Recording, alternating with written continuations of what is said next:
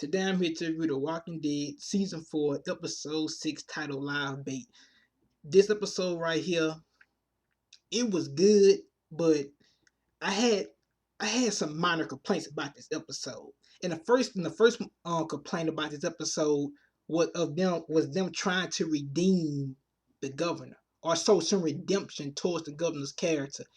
I really didn't like that because, as all of you know, I said this on multiple occasions. I have high expectations for his character. I expect him to be this purely evil guy from the comic books.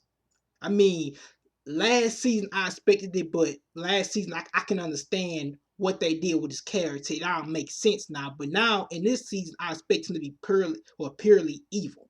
And like I say, they showing signs of redemption towards his character in this episode.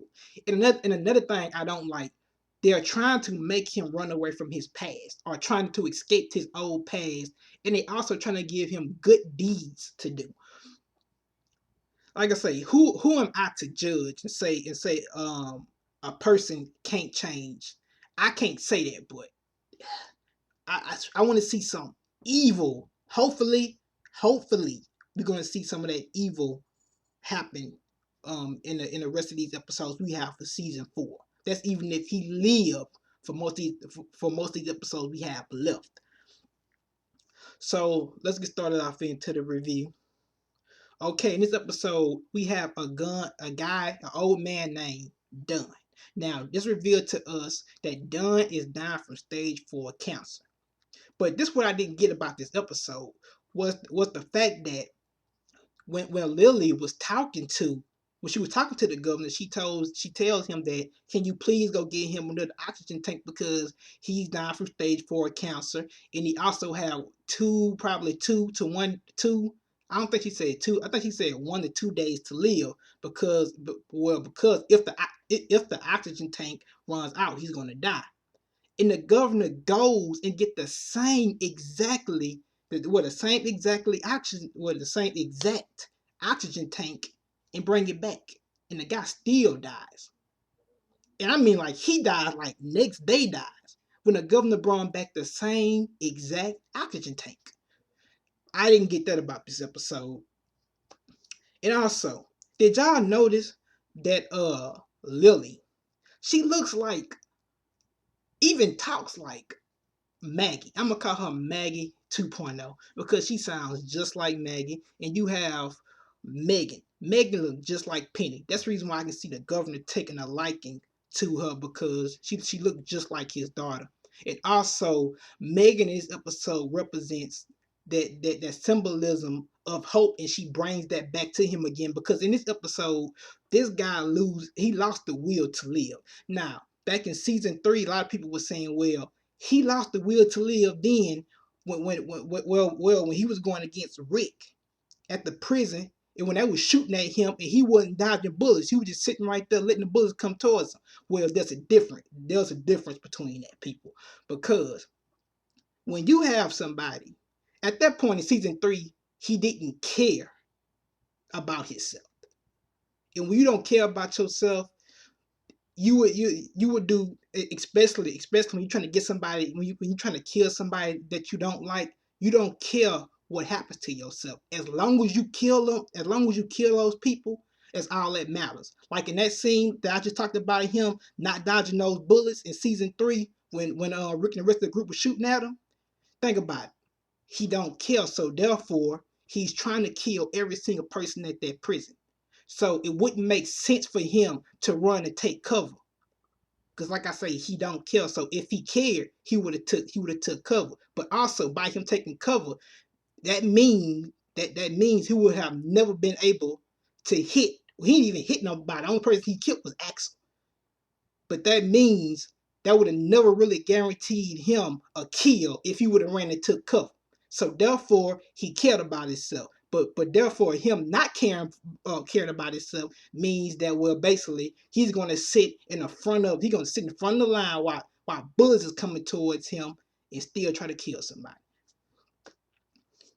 So moving on. And like I say, they're trying to have him run away from his past. And that's what I don't like, because at this point, it's just obvious. The guy is evil. When Herschel Green calls you evil, you evil. Because Herschel Green, he's a Christian. So Herschel gives everybody the benefit of the doubt. He gives you a chance to prove yourself worthy to him. The only two people I seen him really act funny towards was Shane and Dave and Tony. Because when he was talking to Shane about Randall, we see Shane get all mad up in the house in season 2 saying, why not go buy him a box of chocolates and something. And so Herschel looks at Shane and he tells Shane, we still haven't talked about you doing what you did at my barn. You killed those zombies. He says the only reason you still here was because Rick talked me out of it. He says, so do us both the favor and keep your mouth shut. He knew it was something bad. He knew it was something bad about Shane. He even told Rick about it. Now let's talk about season 2 at the bar. When they was at the bar and they seen Dave and Tony. Okay, we see Herschel sitting there, and Dave start talking about how he killed, how he got his gun off a police officer. And you can see how Herschel starts to realize his story is kind of shady. And then you can see how Herschel turns his head. And you can see how Herschel wasn't talking. He wasn't talking to Dave or Tony. Only people who was doing the talking was Glenn and Rick. And then you can see how Herschel says, I'm about to get me a drink. And Dave say, what's wrong, Herschel? I thought you said you don't drink. Because prior to that, he told them, I don't drink, when they first arrived in the bar, because he knew it was something funny about them. But then after he says, I'm about to get me a drink, you just knew it. You just knew it. That it's something about Herschel where he can sense bad and evil and good in people. Like his intuitions is just amazing. Even with Merle, listen, Herschel never said Merle was evil, because he even went inside Merle's prison cell and started reading Bible verses to this man. So therefore, Herschel knows who's good and he knows who's evil. And he knows who's bad. Now, evil and bad are two different things. So in season 3, he called the governor evil. He said this man is evil. So therefore, when Herschel Green says you something, you something. So when he called him evil, guess what? Governor's evil. And ain't no one in the world he's going to run away from that and be able to escape his past. It's going to come back up. Now that he's seen Martinez again, it's going to come back up. You can't run away. Yeah. You can change your past, but it's still there in him. This guy can flip at any moment. His switch can flip, and he can just transform like he did in season 3 finale at any moment. So moving on, let's talk about the episode itself. At this point, we see Martinez and we see Shumpert and we see the governor camping outside. And what didn't make no sense to me was, why would you get through slaughtering your own people and then go straight to a camping site to go sleep at go straight to a camping site to sleep outside in tents? Why wouldn't you just go back to Woodbury for that? Wouldn't that make sense? And I can understand that Woodbury, of course, he know ain't nobody at Woodbury because he killed all the Woodbury citizens. But you would think that the governor would be smart enough to go you would think he'd be smart enough not to go and camp outside in a tent when you can go back to Woodbury. Why not go to Woodbury, sleep there that night, then burn it down? And we see him, and at this point, when you look in the governor's eyes, like I say, the first time we see him in season 3, not even first time, but those times we see him in season 3, and we see him doing those reckless things like pointing like letting Alan point a gun at him, but Alan didn't shoot it. He ends up killing Alan, and also standing in the way of gunfire and not trying to dodge it. It wasn't him caring about not living anymore. That wasn't the point. He didn't lose his will to live at that point. Like I say, it's a difference between losing your will and just going all out and not caring about yourself. He was going all out in war, not caring about himself. at that point. He didn't lose his will, not at all. But at this point, this episode, in the beginning, this guy lost his will to live. Because when he was sitting down and he was looking at that fire, you can just look in his eyes. You can tell he looked pathetic. You can see how this guy, he didn't want to live no more. He didn't know what he was going to do, because all that power he once had in Woodbury, that big beautiful place that he established with all these people, was gone now. His daughter, gone. His people, gone. Everything is completely gone. So therefore, he felt like he had nothing to live for no more. And he stopped caring now. Now that's when he lost his will to live. Now that's when he did it. And you can see how a zombie was getting close to him, and Martinez shoots the zombie in the head, and Martinez just looks at him and he shakes his head. And it makes sense, because Shumpert and Martinez look they look to this guy as a leader.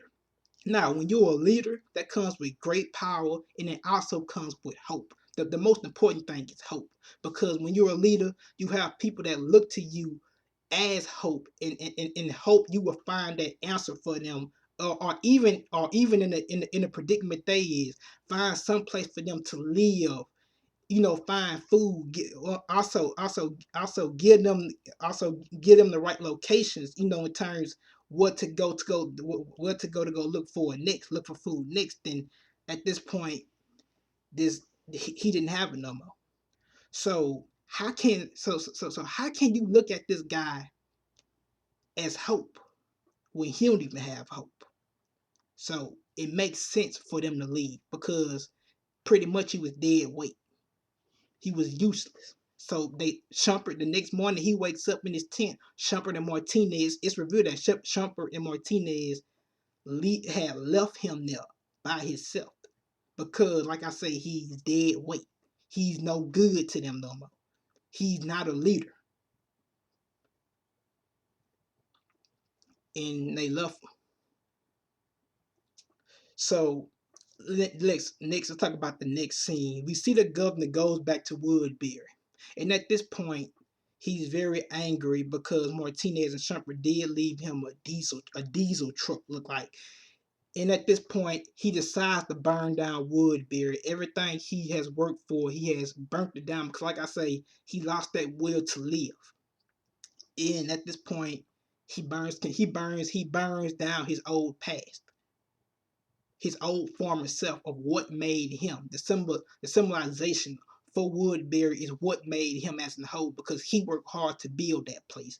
And now, like I say, he don't have that hope no more. He knows it, so he burns down Woodbury, because Woodbury is his past now. Because at this point, I'm not at that point, I'm not going to say he was trying to move forward, because he wasn't. He burnt down his past and what represented him and what he represented, what he worked to build. And then the next scene, this one, he looks very, very, very pathetic. It's revealed within 6 to 8 months. I think that was Scott Gimple said that's the last time, that's the time skip that occurred when we saw Rick and the rest of his group again. 6 to 8 months. He looks very pathetic. He has facial hair everywhere. This is not the same Philip Blake that I knew. He used to be sharp. This guy right here used to be charming towards the ladies. This is not the same guy. This guy had facial hair everywhere. He looks pathetic. His shirt had holes all up in it. And he just walking the street looking like a straight bum. And you can see how he looks at a farm, and it has the name Brian on it. I forgot the last name. And he decides to use that name as a decoy just in case somebody sees him. Because, like I say, he's trying to put his past behind him. So now he decides to use Brian as a new name, because the governor / Philip was his past, and his past represent a lot of bad things. And we see how he meets a new family. And the old guy name is Dunn. He's the guy who died from the cancer. He meets a girl named Lily, that he hooks up with, aka Maggie 2.0, and he meets another girl named Tara, and he meets a little girl named Megan that reminds him of Penny. And like I say, she was the symbolism of hope to give him hope again, because now he feel like he has something to live for. And she was basically what helped him out. And also the part about him being a bum, when you see him walking, when you see him walking towards that building complex where Dunn and the rest of the girls is at, you can see a zombie trying to attack the guy, and the only thing he does is move out the zombie way. He does not try to defend himself for no reason. Like I say, he let himself go. Point blank period. Now, next scene, after he meets that family, he's basically asked to basically go upstairs and get a chessboard game for Dunn and his daughter Maggie to play, because he says Maggie don't really talk.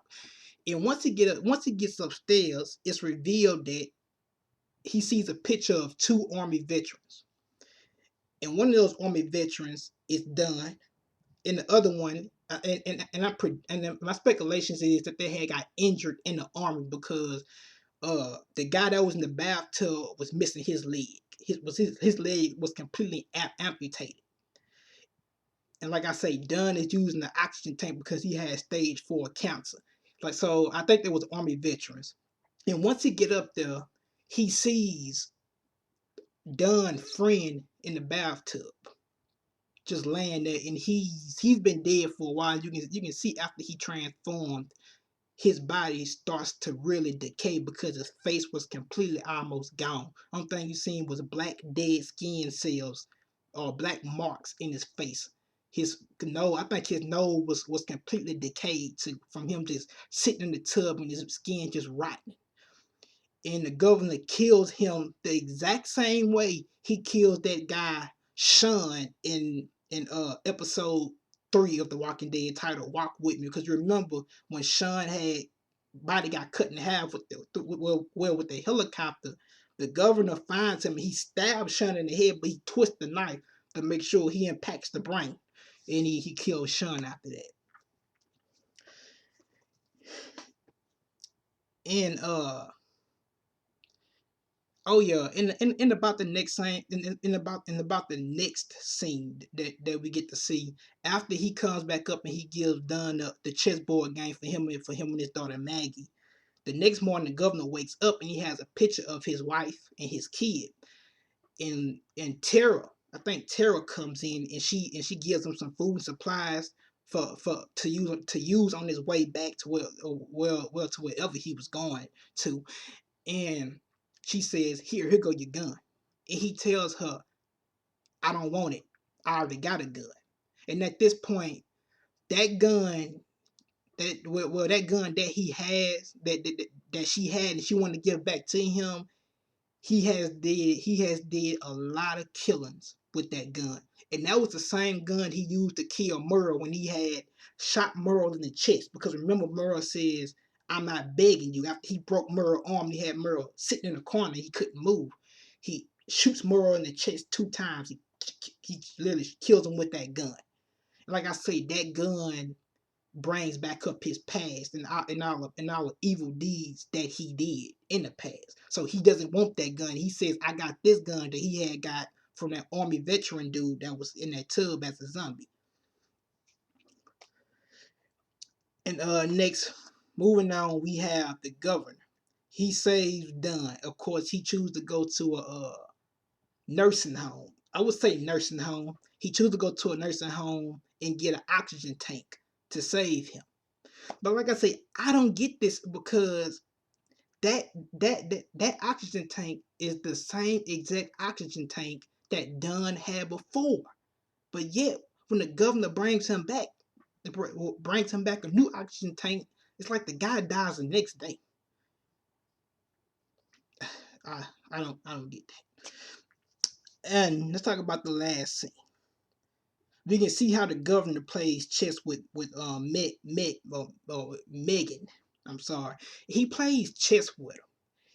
and she kind of brings up his past. She didn't know it, but she does when she gets the king off the chessboard, and she basically calls him a king, and she takes a marker and she marks a eye patch around his eye, and she says, because he tells her that chess piece is the king chess piece, and she pretty much shows him what you used to be, and you can see how he kind of tries to linguist at least towards off of it, because he didn't want to have to see that again. Because like I say, he's trying to run away from his past. Now I don't like that, but I hope the writers take this in a different direction with this. And at this point, Dunn dies. He dies because he runs out of oxygen, and the governor have to kill him. He literally beats the man head in with an oxygen tank. That kill was amazing, by the way. I like that kill. And next, the governor decides to leave, and what he used was a trick question, because when he was leaving, we know the old governor, he would have never knocked on the girl's door. You can tell he has feelings for that family and that little girl Megan and Lily, because he decides to knock on their door and tell them where I'm about to go. And at this point, you can see how she says, we want to come with you. We getting tired of sitting up in here because we ran out of food and everything. And she says, "Do you know a place we can go?" Because at this point they looking to him as a leader now. He's a symbolism of hope to them now, just like he was to Martinez and Shumpert.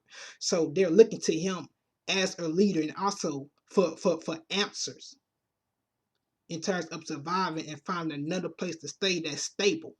And the first thing that came to my prison, well, for the first thing that came to my mind when he said that was like, oh, when she said that about finding them a place to stay, and he says, yeah, first thing that came to my mind, this guy is about to go try to take over the prison. It's just obvious, because Woodbury is burned down, so he needs some place to stay. I'm telling you, the prison, he definitely wants the prison now. Season 3 made sense why he didn't want it, but now he don't have nothing. And also, he has people to live for now. He has a responsibility. That little girl is his responsibility, because when he fell into that pit with that little girl, and he killed those 3 zombies, and he seen Martinez, the way he was hugging that little girl showed you that he she plays a major responsibility role in his life now. And he says, I'll do anything to protect you. Anything, when he seen Martinez. And Martinez is that former person that brings his past up when he saw him. That's why he was so shocked to see him. When you think you're going on a new road in hell, you end up meeting your past. So I think I pretty much touched on everything. And yeah, like I say, Penny, she reminds me of that little girl from The Walking Dead season 1, because when she was talking to the governor, she had on that same pink nightgown that the little girl had on in season 1 when Rick had shot her, and that little zombie girl when Rick had shot in the head. She had on the pink nightgown, and also in the episode, in the scene when the governor saved the little girl, you can see her holding a pink teddy bear, and that pink teddy bear looks just like that little girl from season 1, the little zombie girl Rick shot in the head, and the little pink nightgown that the little girl had on while she was talking to the governor at nighttime when he got injured. He got the cut on top of his forehead. You can see it coming there talking to him. So I hope you guys enjoyed my Walking Dead review. Episode was pretty good, but peace.